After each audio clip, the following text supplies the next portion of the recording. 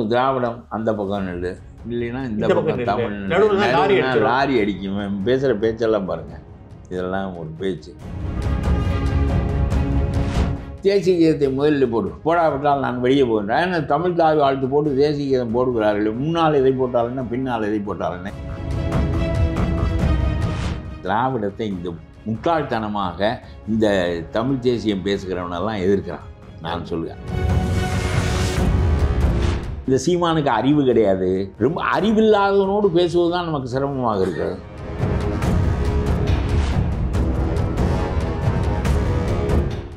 சீமான்லேருந்து நம்ம ராஜ்பவன் சீமானுக்கு வருவோம்.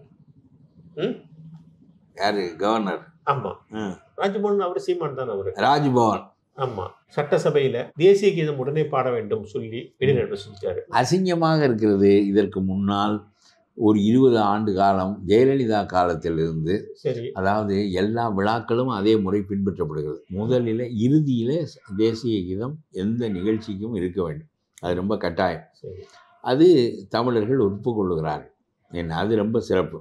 தேசிய கீதத்தை அவர்கள் மறுக்கவில்லை, கடைசியிலே பாடுகிறார்கள். முதலில் தமிழ் வாழ்த்து பாடப்படுகிறது. இது ஜெயலலிதா காலத்திலிருந்து ஏற்பட்ட முறை. ஸ்டாலின் ஏற்படுத்தி இருந்தாலும் நீ என்ன புதிதாக ஏற்படுத்துகிறாய் என்று கேட்கலாம். இது வழி வழியாக ஜெயலலிதா கடைப்பிடித்து, கருணாநிதி கடைப்பிடித்து, எல்லாரும் கடைப்பிடித்து வந்து, எடப்பாடி கடைப்பிடித்து வந்திருக்கிறது. இதிலே போய் நீ குறுக்கே, நான் திரும்ப திரும்ப சொல்கிறேன், முதலிலும் தேசிய கீதம் போட வேண்டும், கடைசியிலும் போட வேண்டும் என்பது இது ஒரு முறையாக ஒரு முறை போட வேண்டும். இறுதியில் இந்த மாதிரி பண்ணிட்டு இருக்காரு, குடைச்சல் கொடுக்குறது தான் இவருடைய நோக்கம். நான் ஒரு தடவை ரொம்ப இந்த மாதிரியே பண்ணுகின்ற காரணத்தினால ஏர்வாடியில் கொண்டே ஒரு மாதம் நம்முடைய கவர்னருக்கு சிகிச்சை கொடு என்று கூட நான் சொன்னேன். ஏன் நான் என்ன சொல்கிறேன், இந்த அரசு ஊழலான அரசு. நான் உங்களுக்கு ஒன்று சொல்லுகிறேன், எல்லாரையும் நாசமாக்குகிற அரசு. இந்த அரசை எதிர்த்து போராடுவதற்கு சரியான வழிமுறைகளின் மூலம் பிறரை தூண்டி, உன்னை சட்டம் எப்படி அனுமதிக்குமோ அதற்கேற்ப பேசி, இல்லை மக்களிடம் போய் ஊழலற்ற அரசுகளை பொதுவாக ஊழலற்ற அரசுகளை ஏற்படுத்த வேண்டும், ஊழலான அரசை ஓய்க்க வேண்டும். உன்னுடைய பணம் உனக்கு 2 ரூபாய் பஸ்ஸிலே இலவசமாக கிடைக்கிறது என்று நீ நினைக்கிறாய், உன்னுடைய 20 ரூபாய் சுரண்டப்படுகிறது என்று சொல்ல வேண்டும் என்றெல்லாம் கவர்னர் கூட பேசலாம். அவர் அரசியலாக இருந்தாலும் கூட நான் பொது நீதியை ஏற்படுத்துவதற்கும் பொது ஒழுங்கை ஏற்படுத்துவதற்கும் பேசுகிறேன். பேச வேண்டிய பொதுவாக மனிதர்கள் நேர்மையாக இருக்க வேண்டும், வாய்மையாக இருக்க வேண்டும், அரசியல்வாதிகள் வழிகாட்ட வேண்டும், மின்சாரத்தில் திருடக்கூடாது, அதில் திருடக்கூடாது, இதில் திருடக்கூடாது. படிக்க மாட்டேன் என்று சொல்லிவிட்டு வருகிறாயே, என்ன பலன் கண்டா என்று கேட்கிறது. தமிழர்கள் உன்னை ஏற்றுக்கொள்ளவில்லை, நான் ஏற்றுக்கொள்ளவில்லை. நான் இந்த அரசாங்கம் ஒழிக்கப்பட வேண்டும் என்று சொல்லுகின்றவன். இதற்கு நீ சரியான வழியில் முயன்றால், சட்டம் அனுமதிக்கின்ற வழியில் போய், ஆனால் இந்த கருத்துக்கள் அந்த அரசைத்தான் பேசுகின்றன என்பதை மக்களுக்கு புரிய வைத்தால், இது அண்ணாமலை பேசுவதை விட நீ பேசுவதற்கு இன்னும் பெரிய மதிப்பு ஏற்படும். அது பெரிய மக்கட்பணியாக இருக்கும். அதை விட்டு தேசிய கீதத்தை முதலில் போடாவிட்டால் நான் வெளியே போகின்றேன். ஏன்னா தமிழ் தாய் வாழ்த்து போட்டு தேசிய கீதம் போடுகிறார்கள். முன்னால் எதை போட்டாலுன்னா பின்னால் எதை போட்டாலுன்னா இவர்களுக்கான எந்த ஒன்றுக்கும் இறுதியில் தேசிய கீதம் முக்கியமானது. ஆகவே தமிழ் வாழ்த்து முன்னால் இருக்கிறது. இதில் என்னத்துக்கு நீ சண்டை போடுகிறாய்? ஒரு கான்ஸ்டிடியூஷனல் போஸ்ட், நீ சும்மா ஆகாத வேலையெல்லாம் பார்க்கக்கூடாது. வைஸ் சான்சலர் அதிகாரம் நம்ம மத்திய அரசாங்கத்துக்கு இருந்தால் 10 கோடி ரூபாய் வாங்காமல் மத்திய வைஸ் சான்சலர் போட மாட்டார். மீனாட்சி அம்மன் கோயில் செருப்பு குத்தகை மாதிரி நடக்கிறது இந்த வைஸ் சான்சலர் போஸ்ட்டு நம்முடைய அரசாங்கத்தில். கவர்னர் காசு வாங்காமல் போட்டார் என்று நான் அறிந்தேன். நீ செய்யி, நான் சொல்லுகிறேன், நீ உன்னுடைய அதிகாரம் இல்லாவிட்டாலும் கூட இது விலை போவதை விட விலை இல்லாமல் செய்கின்ற உன்னிடம் அது இருந்தால் நல்லது என்று எங்களை போன்றவர்கள் பாராட்டுவோமே. அதை விட்டு ஆகாத பிரச்சனை பூராவும் பண்ணுகிறாயே. நீ இந்த அரசாங்கத்தை நெருக்கடி கொடுத்து ஊழலற்ற அரசை ஏற்படுத்துவோம் என்பது என்னுடைய தனி முழக்கம். நான் இதை சொல்லிவிட்டு தான் எல்லாம் உரையினை படிப்பேன் என்று சொல். அதோடு சேர்த்து இதையும் படி. இது மறுக்கட்டுமே பார்ப்போம். இது ரொம்ப சில்லறத்தனமான நெருக்கடி. இந்த நெருக்கடி சில்லறத்தனமான நெருக்கடியாக இருக்கிறது. அதே தமிழ் வாழ்த்து பாடுகிறான், தேசிய கீதம் பாடுகிறான். நான் சொல்லுகிறேன், தமிழ் வாழ்த்து பாட வேண்டாம் என்று சொன்னால் நமக்கு கோவம் வரும். தேசிய வாழ்த்தை நாம் மறுக்கிறோமா என்றால் இல்லை. நான் நேற்று துக்குளக்குழாவில் போயிருந்தேன். தேசிய கீதத்தை வாயால் பாடினார்கள், நான் சேர்ந்து பாடினேன். நம்முடைய தேசிய கீதம் ரொம்ப அருமையான கீதம். தாகூர் எழுதியது. இசையமைப்பு ரொம்ப சிறந்தது. நம்முடைய தமிழ் வாழ்த்துக்கு ஏற்படுத்திய இசையமைப்பை விட நம்முடைய தேசிய கீதத்திற்கான இசையமைப்பு இன்னும் எனக்கு தெரியாத மொழியது. நம்ம தமிழ்தாய் வாழ்த்தில் இந்த திராவிடம்ங்கிற சொல் வேணுமா வேண்டாமா? அதில் நேற்று துக்குளக்குழாவில் ஒரு சிறப்பு நடந்தது. பல்லுயிரும் பல உலகம் படைத்தளித்து துடைக்கணும் என்கின்ற பாட்டையும் சேர்த்து பாடினார்கள். முழுத்தம் தமிழ்த்தாய் வாழ்த்து நேற்று தான் பாடப்பட்டதை நான் கேட்டேன். கலைஞர் பாதியோட கட் பண்ணிட்டார், முழுதும் பாடினார்கள். திராவிடத்தை இந்த முட்டாள்தனமாக இந்த தமிழ் தேசியம் பேசுகிறவனெல்லாம் எதிர்க்கிறான். நான் அது என்னவென்று சொல்வீர்கள்? தமிழ்த்தாய் பெற்ற பிள்ளைகள் சமக்கிருதம் பல மொழிகளை ஈன்றது, தமிழும் பல மொழிகளை ஈன்றது. ரெண்டும் செம்மொழி, ரெண்டும் பாணினியை பெற்றவர்கள், இவன் தொல்காப்பியத்தை பெற்றவன். அவர்கள் தர்மசாஸ்திரங்களை பெற்றவர்கள், இவன் திருக்குறளை பெற்றவன். எல்லாவற்றிலும் தமிழின் பெருமையை அவர் ஏற்றி நிறுத்துகிறார். நீ பெற்ற மொழிகளும் வாழ்கின்றன, நீயும் வாழ்கிறாய் என்று வாழ்த்துகிறார். இதற்கு திராவிடம் என்ற பெயரை மனோன்மணிய சுந்தரம்பிள்ளை சூட்டவில்லை. திராவிடம் என்ற பெயர் வழக்கமாக வந்து கொண்டே இருக்கிறது. ராமானுஜர் 4000 திவ்ய பிரபந்தத்தை திராவிட வேதம் என்று சொல்லுகிறார். இது 12ஆம் நூற்றாண்டில். திருமிழம் என்ற சொல், அதிலிருந்து திராவிடம் என்ற சொல் 5ஆம் நூற்றாண்டில் வழங்கப்பட்டிருக்கிறது. சிவஞான போதம் என்கின்ற சைவ நூலுக்கு உரை எழுதிய சிவஞான யோகியார் திராவிட மாபாடியம் என்று அதை சொல்லுகிறார். ஆக இவையெல்லாம் ஏற்கனவே உள்ளவை. ரவீந்திரநாத் தாகூர் திராவிட உத்கல வங்கா என்று நம்முடைய பகுதியை குறிப்பிடுகிறார். அது எதனால் என்றால் தமிழும் தமிழ் சார்ந்த மொழிகளும். இது திராவிடம். இப்போ திராவிடம் இருக்கணுமா வேண்டாமா? நீங்க சொல்லுங்க. அது இயற்கையான பேர் அதானே. அப்புறம் தமிழும் தமிழ் சார்ந்த இவரே கன்னடம் மலையாளம் என்றெல்லாம் சொல்லாமல் தாகூர் திராவிட உத்கல வங்கா என்று சொல்லி சுருக்குகிறார். தென்னாடு முழுவதையும் ஒரு குடைக்குள் கொண்டு வருகிறார். ஒரு தாய் பெற்ற மக்கள் தானே நீங்கள். அதில் என்ன பிழை? இந்த சீமானுக்கு அறிவு கிடையாது. ரொம்ப அறிவில்லாதவனோடு பேசுவதுதான் நமக்கு சிரமமாக இருக்கிறது. அறிவுள்ளவனோடு பேசினால் என்ன சொல்றாருன்னா, பாண்டிச்சேரி தமிழ்தாய் வாழ்த்துல திராவிடம் இல்லை தமிழ் இருக்கு. அங்கே பாவேந்தர் பாரதிதாசன் வந்து ரொம்ப தெளிவாக சொல்லிக்கிறேன். அதைத்தான் நான் அது தனி அரசாங்கம். எனக்கு அந்த பாட்டு தெரியாது. பாரதிதாசன் எழுதிய பாட்டை அவர்கள், பாரதிதாசன் புதுச்சேரிக்காரர், அதனால அவர் எழுதிய பாட்டை அவர்கள் வைத்துக் கொள்கிறார்கள். பாரதிதாசன் குறைவானவர் என்பது என்னுடைய எண்ணம் இல்லை. நான் தான் திராவிடன் என்று நவில்கையில் தேன்தான் நாவெல்லாம் வாழ்ந்தான் என்புகள் என்று பாடியவரும் பாரதிதாசன் தான்.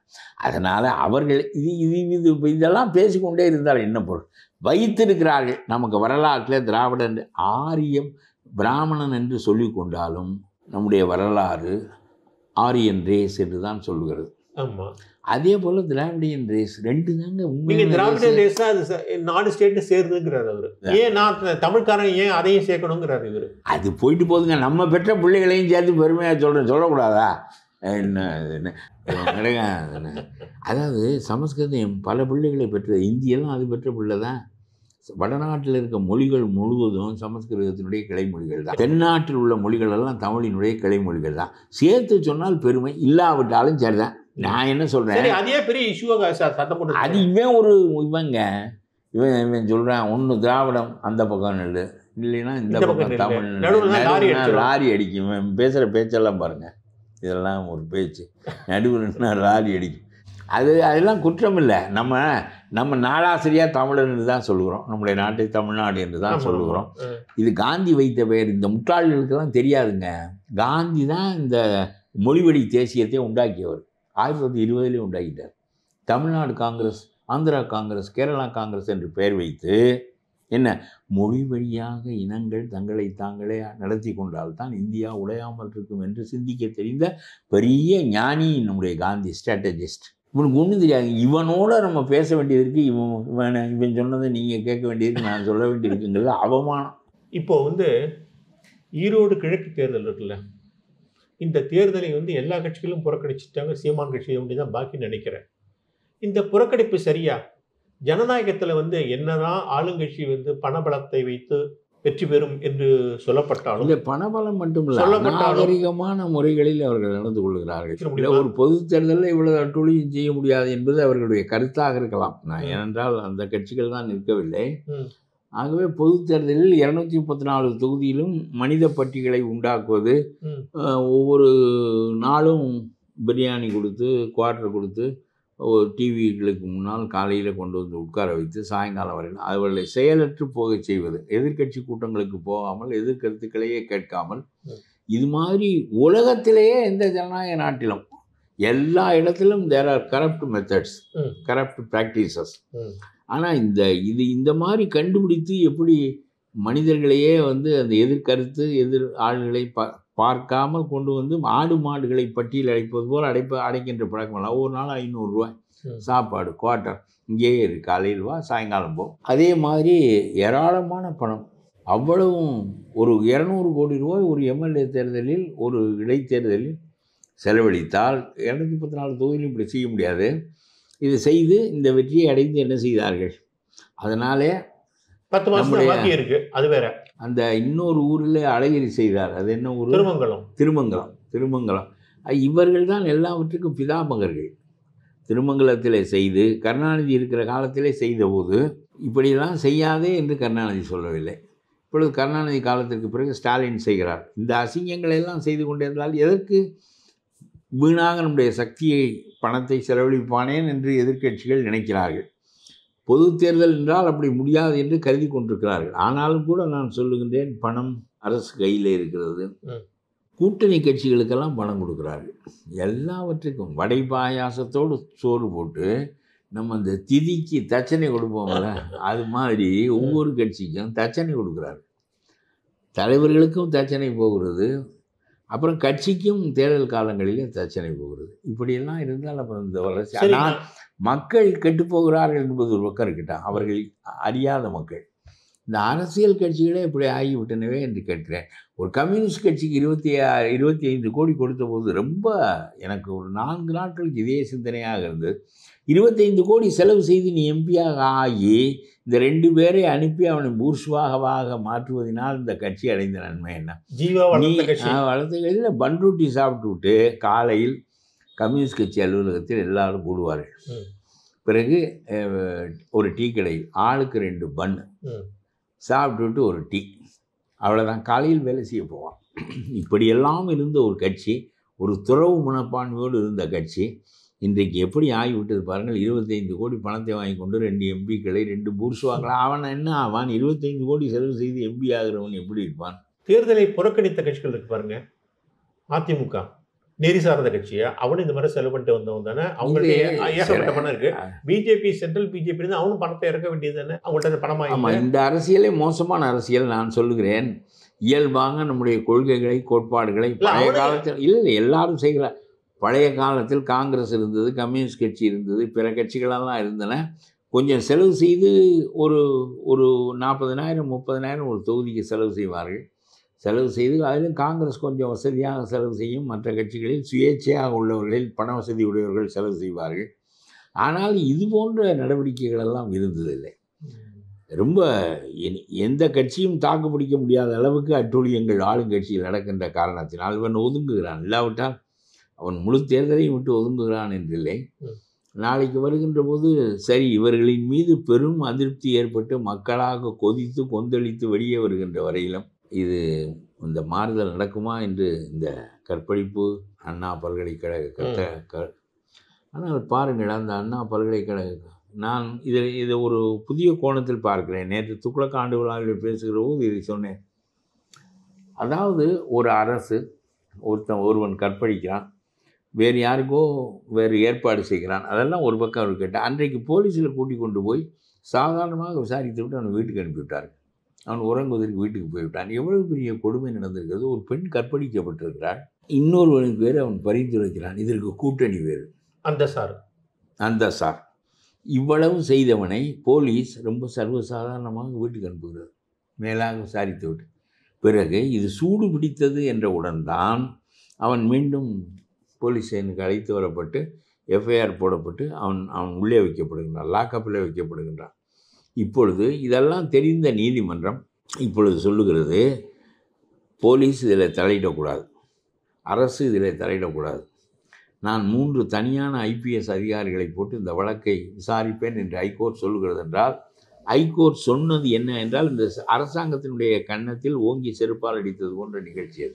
அதாவது நீ யோக்கியம் இல்லை, உன்னுடைய ஆட்கள் இதில் தொடர்பு கொண்டிருக்கிறார்கள், ஆகவே இது சார்பாகத்தான் இந்த விசாரணை முறை நடக்கும், ஆகவே நீ ஒதுங்கு, உன்னுடைய போலீஸையும் ஒதுக்கிக்கொள், நான் நேரடியாக விசாரித்து குற்றவாளிகளை நான் எப்படி தண்டிக்க வேண்டுமோ தண்டித்துக் கொள்கிறேன் என்று ஒரு நீதிமன்றம் சொல்லுமானால், ஒரு அரசை விலக்கி வைக்குமானால், நடைமுறையில் உள்ள போலீஸை விலக்கி வைக்குமானால், இது இந்த ஒரு வழக்கிலே மட்டும்தான் அவர்கள் இதை செய்கிறார்களே தவிர பல நூறு வழக்குகள் இதே போல் நடக்கின்றன.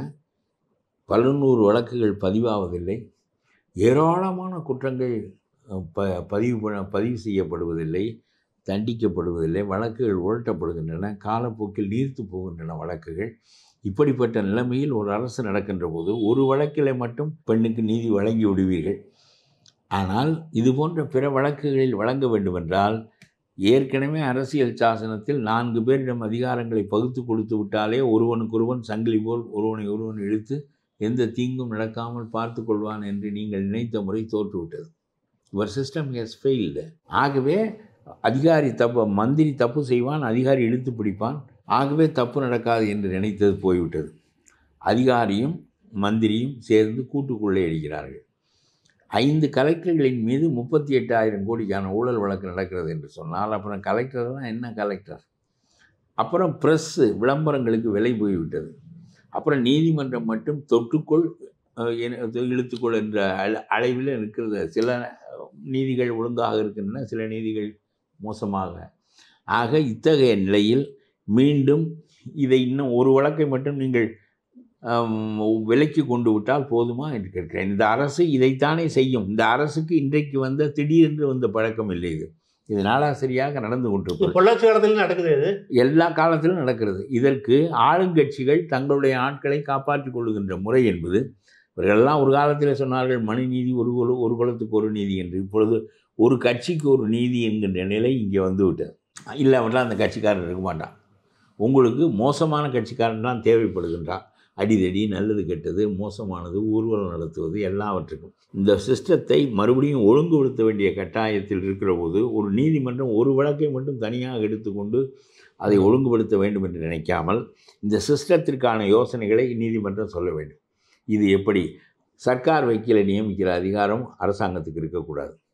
இந்த போலீஸை சுதந்திரமாக நாம் ஆக்கினால்தான், எப்படி நீதிமன்றங்கள் சுதந்திரமாக இயங்குகின்றனோ அதுபோல் போலீஸும் சுதந்திரமாக இயங்கினால் தவறுகள் எங்கேயும் இருக்கும், நீதிமன்றத்தில் கூட இருக்கிறது.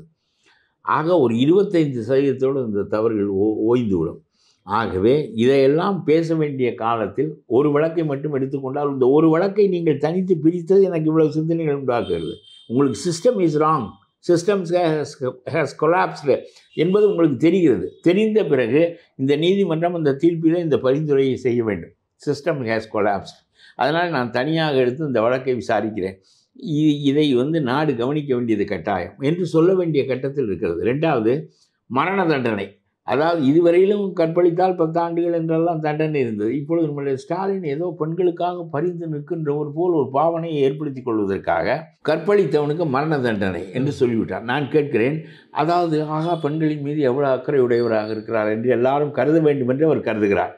நான் என்ன சொல்கிறேன் என்றால், மறுபடியும் மரண தண்டனை என்று கொடுத்தாலும் மறுபடியும் அந்த வழக்கை விசாரிப்பது, புலன் விசாரிப்பது, எஃப்ஐஆர் பதிவு செய்வது, நீதிமன்றத்திற்கு கொண்டு போவது, சர்க்கார் வக்கீல் அதற்காக வழக்காடுவது எல்லாமே உங்கள் கையிலே தானே இருக்கிறது. நீ மரண தண்டனை விதித்தால் மட்டும் அந்த குற்றவாளி நீதிமன்றத்தில் நிறுத்தப்பட்டால் தானே அவனுக்கு மரண தண்டனை வரும். உழட்டி விட்டால் எல்லா அதிகாரமும் உன்னிடம் இருக்கிற போது மரண தண்டனை, செத்த பணத்தையும் திரும்ப நான் இன்னொரு உதவி தூக்கில் போடுவேன், அவ்வளவு கோபம் எனக்கு இருக்கிறது என்று நீ சொன்னாலும் இதெல்லாம் பொய் தானே என்று சொல்கிறேன். எல்லாம் பொய், பித்தலாட்டம். என்ன எல்லாவற்றுக்கும் ஏதாவது மக்களிடம் மாற்று கருத்து ஏற்பட்டு விடக்கூடாது என்பதற்காக அவர்கள் செய்கின்ற செயலை தவிர, அந்த சார் யார்? இனிமேல் இந்த போலீஸ் விசாரணையில் கோர்ட்டு நியமித்திருக்கிற ஆட்கள் அதை கண்டுபிடித்தாக வேண்டும். அந்த சார் யார் என்று உங்களுடைய செல்வாக்கு படைத்தவர்களெல்லாம் நீதிக்கு தே ஆர் எபோவ் லா. பழைய கால மன்னர் முறையாக இருக்கிறது. ஆல் மினிஸ்டர்ஸ் ஆர் எபோவ் லா என்று சொன்னால் இது பழைய கால மன்னர் முறை. அதில் கூட தர்மத்துக்கு அஞ்சி பாண்டியன், நெடுஞ்செழியன் போன்றவர்கள் இருந்தார்கள். ஆக தர்மத்தை பற்றிய சிந்தனை இல்லை, இறைவன் தண்டிப்பான் என்கின்ற சிந்தனை இல்லை, அறம் தண்டிக்கும் என்கின்ற சிந்தனை இல்லை. ஆகவே நாடு பாழாய் போய்விட்டது. இது நம்பிக்கை போய்விட்டது. ஆனால் அவர்கள் பாருங்கள், ஈரோட்டில் அவன் தனித்து நிற்கின்றான், இப்போ வெற்றி பெற்று விடுவான். அப்புறம் எதிர்த்து சும்மா நிற்கிற சீமான் கட்சி அதை விட மோசமான கட்சி. வாக்களிப்பதில்லை என்று தைரியமாக இந்த மக்கள் புறக்கணிப்பார்கள். ஆனால் இந்த அரசாங்கத்தை செருப்பால் அடித்தது போல் இருக்கும். வாக்களிப்பது டோட்டலாக we are rejecting this election, we won't vote for any party. இது என்னத்துக்கு? அதெல்லாம் செய்வதற்கு ரொம்ப அறிவு வேண்டும். அதை வழிநடத்துகிற தலைவன் அறிவுடையவனாக இருக்க வேண்டும். மக்கள் நல்ல தலைவன் வழி நடத்தினால் பின்பற்றுவார்கள். பல விஷயங்களை வந்து உங்களுக்கே உண்டான நையாண்டி நகைச்சுவையோட சரி, அறிவுபூர்வமாக சொன்னீங்க. மிக்க நன்றி. மீண்டும் ரொம்ப நல்லது, சந்திப்போம். ரொம்ப நல்லது.